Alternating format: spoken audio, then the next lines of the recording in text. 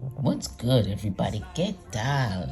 So, listen, I was looking for some notebooks today because I'm going to be starting work in a couple of weeks. Look at my fat ass cat on it.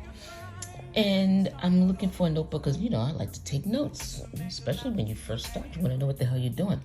I had ordered a bunch of notebooks from Amazon when I started in my new position at my last job that will remain nameless. I had to work with different institutions, so I got a notebook for each institution because there were meetings and, different notes to be taken. So I'm looking, I'm like, why am I holding on to this shit?